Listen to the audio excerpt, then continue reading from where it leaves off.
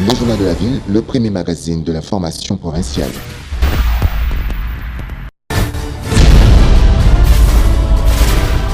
Tout de suite, le journal.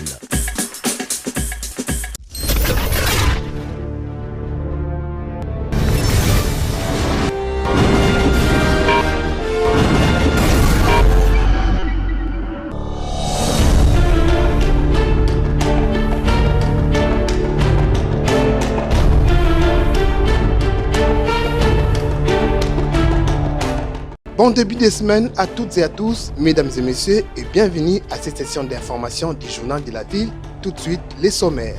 Le président de la République, Félix-Antoine Tshisekedi Tshilombo, appelle les gouverneurs nouvellement élus et investis à privilégier les actions de terrain dans leur gestion.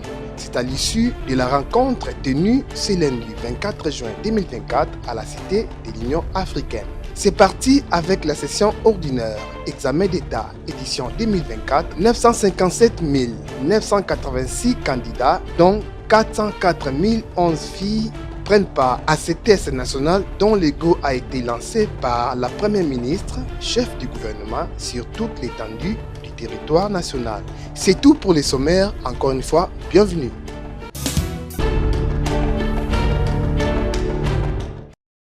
C'est parti avec la 58e session ordinaire de l'examen d'État édition 2024.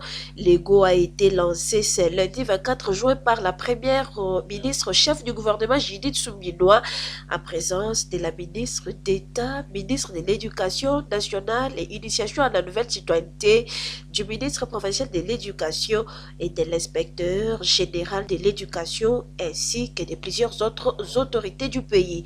4 choisi lycée Monseigneur Chaoumba. Au total, 957 986 candidats, dont 404 011 filles prennent part à ce test national qui marque la fin des études humanitaires en République démocratique du Congo.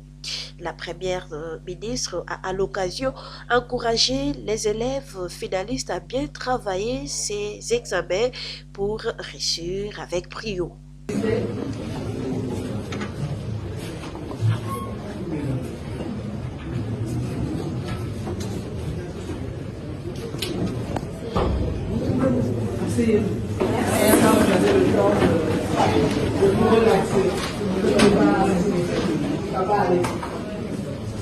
Ici, dénoté que la correction de l'examen d'État édition 2024 débute déjà de ce lundi et la publication interviendra autour du 20 juillet prochain.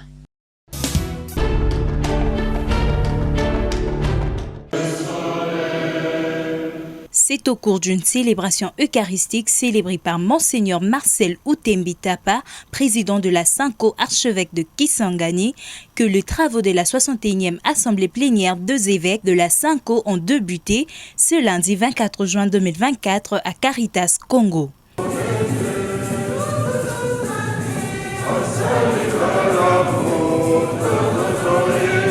En présence de son éminence le cardinal Fridolin Ambongo, archevêque de Kinshasa, 2 évêques des différents diocèses, ainsi que des secrétaires des commissions, que s'est tenue la réunion dans la salle Isidore Bakanja au sein de cet établissement où Monseigneur le président de la Sanko a déclaré ouvert ses assises. Je vous adresse mes salutations fraternelles et vous souhaite chaleureusement la bienvenue à la 61e session de l'Assemblée plénière de la Sanko. Considérant les points que nous allons aborder au cours de ces 5 jours de travaux, je vous remercie déjà pour la contribution que chacun de nous pourra apporter à ces assises. Sur ce, je déclare ouvert les travaux de la 61e session ordinaire de l'Assemblée plénière de la Sanko. C'est aux alentours de 11h que l'Uniance apostolique et autres membres sont arrivés à la Caritas. Au nom de la Sanko, Monseigneur Marcel Outembi a souhaité la bienvenue aux représentants du pape. Toute l'Église Famille de Dieu en RD Congo, nous vous souhaitons une cordiale bienvenue parmi nous. Aussi saisissons-nous la présente occasion pour exprimer aux successeurs de l'apôtre Pierre, le pape François, notre hommage de gratitude de vous avoir confié la mission des nonces apostoliques en RD Congo, notre pays. Vous réitérant nos souhaits de bienvenue, nous vous assurons de nos prières que par l'intercession de la Vierge Marie, Notre-Dame de la Sagesse, le Seigneur rende agréable votre séjour en RD Congo et fructueux votre ministère. Prenant la parole à son tour devant tous les évêques, le nonce apostolique a présenté aux évêques la lettre de sa sainteté, le nommant nonce en RDC, et ensuite il a parlé de la situation tragique qui sévit à l'est de la RD Congo. Après ceci, une réunion en huis clos s'est tenue en présence entre les nonces apostoliques, son éminence le cardinal, ainsi que les évêques de la Cinco.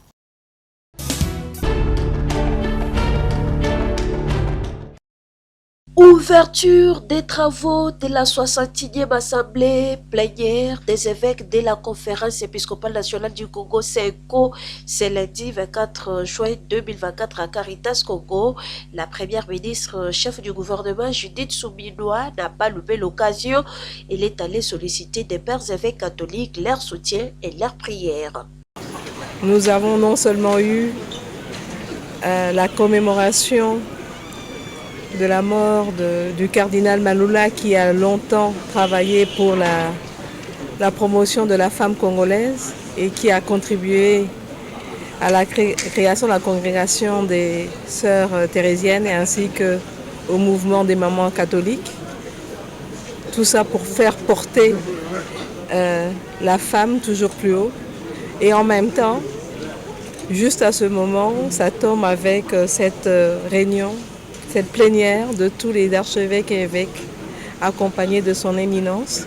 Et donc je ne pouvais pas rater cette occasion de pouvoir les rencontrer les pères de l'Église catholique, en tant que fille catholique, mais aussi surtout en tant que chef du gouvernement, parce que eux, en étant sur l'ensemble de l'étendue du territoire de la République démocratique du Congo, ils connaissent les problèmes auxquels sont confrontées la population, et c'est toujours bon de pouvoir les entendre. Et donc pour moi, c'était une manière de solliciter leur soutien et leur prière. Il est bien entendu que je suis avant tout chef du gouvernement et que je suis là pour toute la population et toutes les congrégations religieuses. Mais je ne pouvais pas manquer cette occasion de rencontrer aussi mes pères de l'Église catholique. Et la République démocratique du Congo, mais au-delà de ça, c'est aussi d'avoir cette collaboration franche, pouvoir écouter ceux qui sont sur le terrain, ceux qui sont les oreilles de beaucoup, et de pouvoir recevoir des informations, des suggestions de leur part, et de voir avec eux ensemble comment nous pouvons affronter les défis auxquels fait face la population congolaise. Solidarité, à jamais solidarité. Créée le 23 juin 1967 en République démocratique du Congo, l'Union nationale des travailleurs du Congo UNTC, alors UNTESA à l'époque, a totalisé ce dimanche 23 juin 2024 57 ans d'existence. Une occasion pour le président de l'UNTC, Modeste Amédée Ndongala Ntibou, de réunir les membres et cadres de ce mouvement syndical autour d'une table pour fêter avec faste le 57e anniversaire et de rappeler que l'Union des travailleurs du Congo UNTC a fait l'histoire syndicale en RDC et va continuer à le faire. Défendre, protéger et promouvoir l'intérêt des travailleurs dans les entreprises et dans le monde du travail, c'est le cheval de bataille de l'UNTC, a-t-il souligné. Aujourd'hui, nous totalisons 57 ans, parce que depuis la fondation en 1967, nous avons fait tous les efforts pour que l'UNTC reste un syndicat, c'est-à-dire une organisation des travailleurs qui se mettent ensemble pour défendre, protéger et promouvoir leurs droits. Des travailleurs qui se mettent ensemble, qui développent dans ce cadre la solidarité pour que ce qui arrive à un travailleur concerne tout le monde. Et avec cela, nous organisons toute une série d'activités dans les entreprises. Mais en dehors des entreprises, nous nous organisons aussi pour permettre à ce que le travailleur vive pleinement. Et face au gouvernement souminois, l'UNTC promet de travailler sur la question des salaires des travailleurs dans les entreprises, un défi à relever, poursuit le président. Maintenant, c'est la question des salaires. Et nous devons tout mettre en jeu pour que, et nous, et les autres organisations syndicales, nous puissions travailler de manière que, face au nouveau gouvernement qui vient d'arriver, nous ayons des travailleurs qui soient bien payés et qui travaillent dans de très bonnes conditions, qui bénéficient d'une protection sociale avérée et qui résolvent tous les problèmes du monde du travail dans le cadre du dialogue social. Ici, de rappeler également qu'au cours de ce 57e anniversaire de l'UNTC, les camarades qui ont commencé ces mouvements syndicaux en 1967 ont été présentés une manière pour le président Modeste Ndongala d'appeler tous les membres anciens et nouveaux à consolider les acquis laissés par les camarades depuis 1967 pour que l'Union nationale des travailleurs du Congo demeure jusqu'à ce jour et joue bien son rôle. Ensemble, nous vaincrons.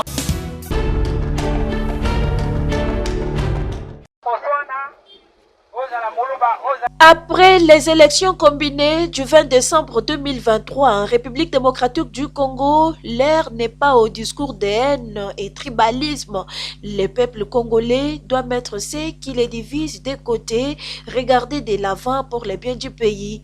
C'est le travail fourni par les réseaux d'éducation civique au Congo, conduit par Maître Jean-Michel Mvondo à travers une campagne de sensibilisation de la population sur la culture de la paix et de la cohésion sociale, campagne lancée depuis le 7 juin 2024 à Kinshasa. Les animateurs du réseau d'éducation civique au Congo sont partout dans les différentes communes de la ville-province de Kinshasa, quartiers, rues, dans les bus de transport et dans des ports, voire même dans les champs, juste pour transmettre à la population le message de la paix et le vivre ensemble.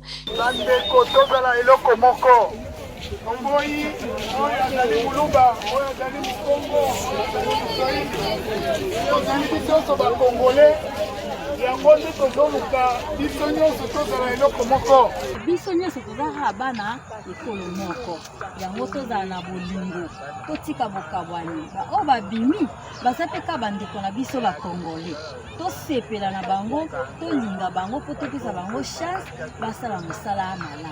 Joseph Wabatinga, chargé des programmes au réseau d'éducation civique au Congo. C'est une initiative que le RSIC a prise pour contribuer à atténuer les tensions entre les communautés, entre les militants de partis politiques que l'on perçoit dans la ville de Kinshasa depuis la proclamation des différents résultats des élections qui ont eu lieu. Les gens qui vivaient ensemble, après la publication de ces résultats, ont commencé à se détester. Des gens qui vivaient en cohésion ont commencé à se considérer comme des ennemis juste à cause des résultats des élections. Ce qui n'est pas normal, parce qu'une fois les élections passées, quand vous étiez des adversaires, vous revenez à votre vie normale, et c'est dans ce sens-là que nous sensibilisons les communautés. Par exemple, il y a des gens qui sensibilisent dans les bus, il y a des gens qui sensibilisent au niveau des églises, d'autres qui vont dans les champs auprès des maraîchers, et d'autres sont dans les marchés, d'autres encore sont dans les points chauds. Les élections 2023 sont passées, la population doit rester soudée, ainsi pour la consolidation de la paix et l'unité en République démocratique du Congo.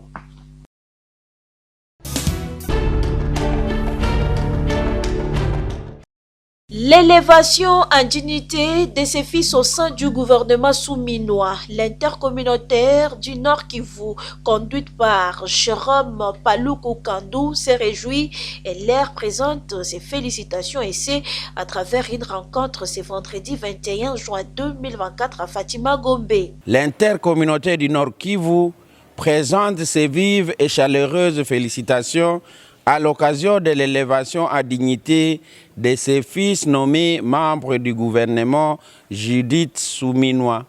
Il s'agit de Jacquemain Chabani, nommé vice-premier ministre de l'Intérieur, Sécurité, Décentralisation et Affaires coutumières. Muhindo Nzangi, ministre d'État au développement rural. Julie Paluku Kahongia, ministre du Commerce extérieur. Sa Majesté Jean-Baptiste Ndeze, vice-ministre aux Affaires coutumières. L'intercommunautaire du Nord Kivu reste confiant de ses fils élevés qui seront au travail pour les biens et le développement de leur pays, la République démocratique du Congo, et pour sa pacification dans l'est de la RDC, attaquée par les rebelles du M23 sous couvert du Rwanda.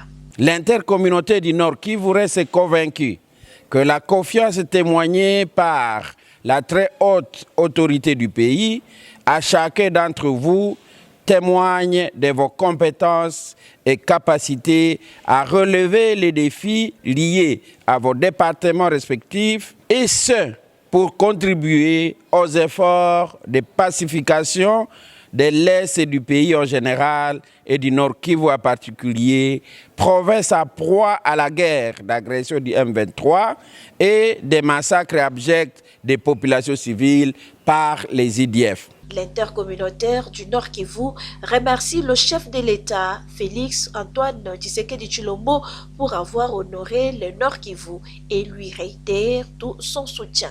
Tout en remerciant son Excellence, Monsieur le Président de la République, chef de l'État, pour avoir honoré le Nord Kivu par votre élévation, l'intercommunautaire vous rassure de son soutien indéfectible et de sa disponibilité à travailler et à collaborer avec vous pour l'intérêt suprême de nos communautés respectives.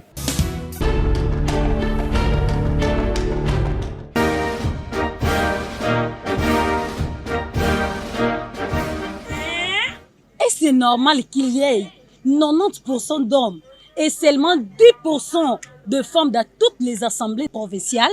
En tout cas, vous n'êtes pas gêné qu'on trouve 81% d'hommes et seulement 19% de femmes dans les conseillers municipaux.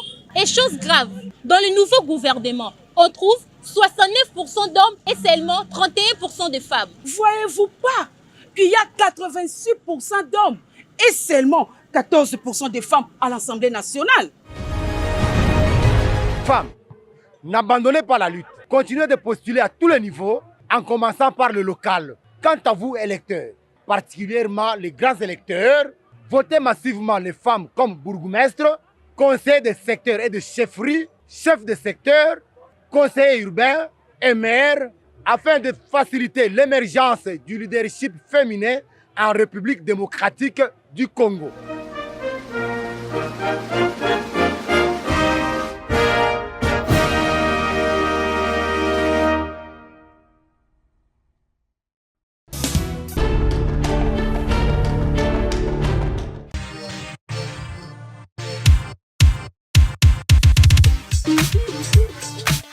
Quinoises et quinoises, vous qui aimez vous habiller classe et chic lors de vos événements, voici pour vous une seule adresse, boutique d'habillement Bédéloum.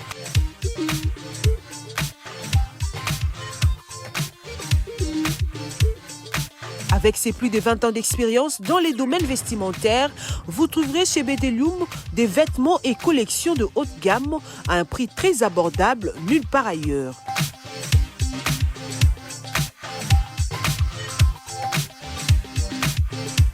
Des robes soirées, costumes pour hommes, cravates, chaussures hommes et femmes, des montres, ceintures,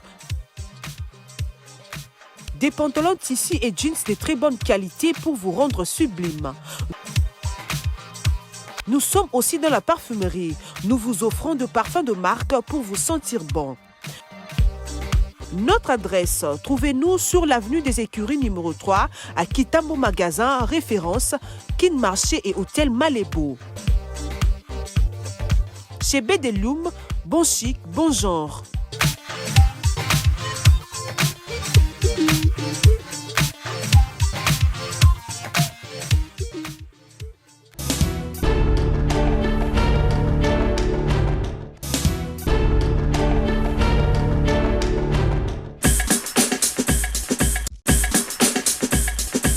c'en est fini avec cette session d'information du Journal de la Ville. Mesdames et messieurs, merci de nous avoir suivis. Les prochains numéros est prévu pour ce mardi 25 juin 2024.